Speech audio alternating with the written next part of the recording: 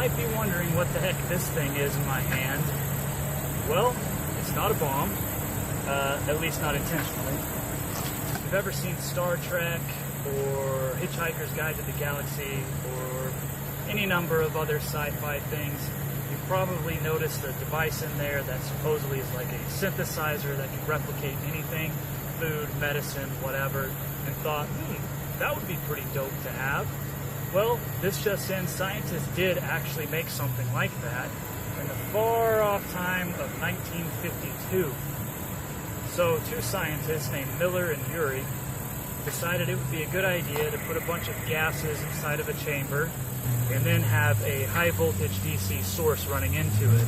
And then they speculated that this was the origin of life, that this was the primordial soup, essentially, and that the spark would be like a lightning bolt, and that this would assemble together like the basic components of DNA and other small microorganisms that would then evolve into other microorganisms and so on and so forth. So anyways, as far as the actual origin of life part of this, that's not really the scope of what my machines do, because really, as far as I'm concerned, it could go either way, you know? Because whenever they put the gases into the device, what did actually come out was, if I remember right, 26 different forms or basic building blocks of life. I believe they had some of the basic components of deoxyribonucleic acid, and I think they had a few other basic things like that that came out of it.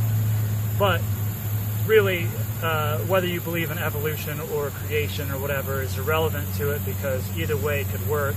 You could basically have all of this random stuff that assembled itself into whatever. That could be true, and then it just over time evolved into other things or whatever.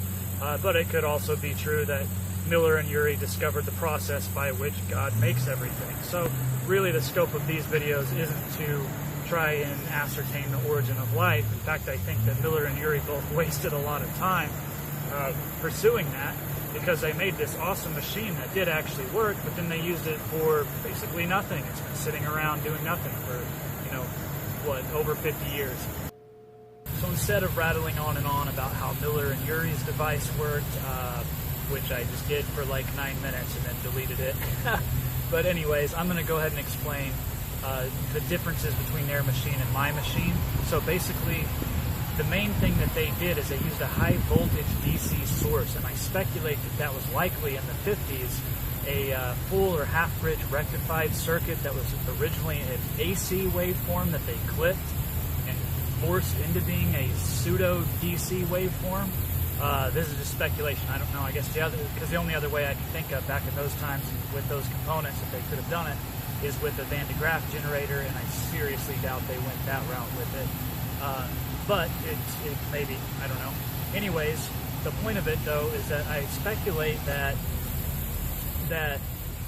the high voltage was just the glue that assembled the gases together, but if you get a bunch of Legos and you throw it together and you spray some glue at it, you could stick it in the washing machine and somebody could say, oh yeah, or the dryer, and someone could say, oh yeah, and then eventually something cool will come out of that if you run the dryer long enough. All right, cool, that's possible.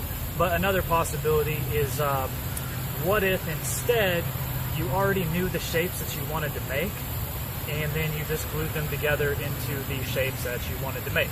So that's more the scope of what I'm trying to do with mine, and I think one of the ways to do that is I think that they unintentionally picked up a lot of frequencies that were going on that caused the shape of the gases to form into certain geometries.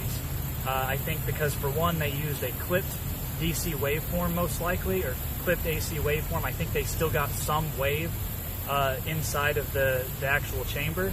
But I also think that even if they had done a really good job of that, because I didn't notice in the experiment anything about a Helmholtz arrangement to cancel out the frequencies or a Faraday cage or anything like that. Maybe they did, but it wasn't inside of the research papers that I read. But anyways, I still think that they got some basically some frequencies in there, some radiation and things like that that could have affected the geometries of the gases. And I think actually that's a good thing. I think that this device should be used with that. So what I did, the improvements that I made was I made mine to where it interfaces with a musical Tesla coil, so that you can put in any range of frequencies between 20 and I actually cranked mine up to 40,000 hertz. It's only supposed to do 20 to 20,000, but it worked just fine in that range, so why not?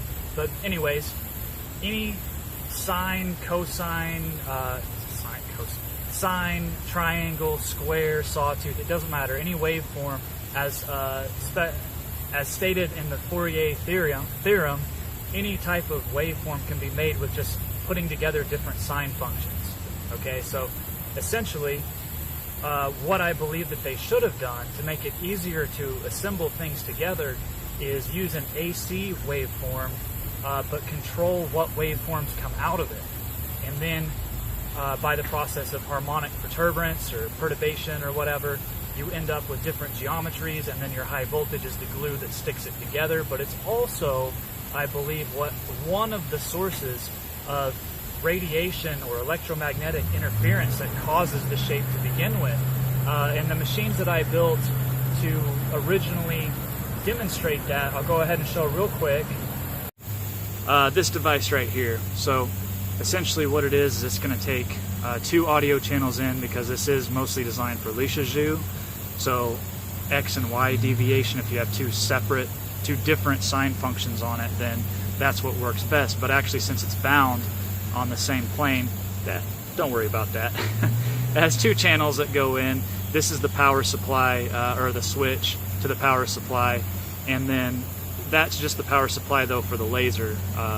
The laser shines a laser onto the reflective surface there, which is just a reflective tape, which is stuck to a balloon that's stretched over the speaker for the device. That way the sound coming in is distorted by the balloon, and that's what I meant when I said it doesn't really matter if you put 2 different sine functions in, or if you just do one, or if you only have 1 channel or whatever. It doesn't really matter because it's restricted by that. So anyways, the next version, that one required a separate audio amplifier, which was annoying.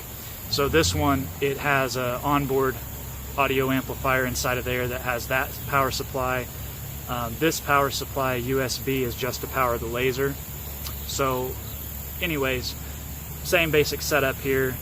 The laser shines onto the reflective surface, which is stuck to a balloon, which is stretched over a speaker, and then it displays the Lissajous function. So this is what I was using to understand the geometry. So then you understand what those machines were for, and then also why I made my app to make it easier to do that. But that gives you the geometries that these different frequencies make, okay? So now you have the shapes that you could potentially make. Now you have the gases. These are the Lego blocks. The shapes would be like your blueprint of what you want to assemble these Legos into, and then your high voltage source would be your glue. That's the main improvement that I made, is converting it to where you can change the frequencies that come out of the high voltage source. Some other things that I did is I added a Fresnel lens to the bottom. One of the reasons why I did that is because, let's say that the sun and all, let's say that the sun or whatever original Earth conditions used the sun and lightning bolts and primordial gases in order to make stuff. Well, the sun would be a major component in that, and so the Fresnel lens that I attached to mine can focus the rays of the sun into the high voltage source there. I can also hook this up to a DC source. I have actually a mosquito zapper thing that I can hook this straight up into and use the exact same arrangement that Miller-Urey did, and have just a DC high voltage come through there. I also have an adjustable spark gap so that I can change the voltage on the fly and change the space with which the frequencies are confined within. And also, since it's a carbon rod, it's going to release particulate carbon through the process of electrolysis.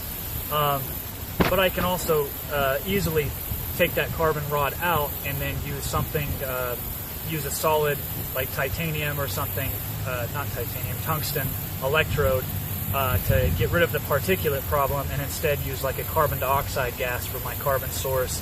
And then you have, I could, assuming I had access to it, carbon, nitrogen, oxygen, hydrogen, sure.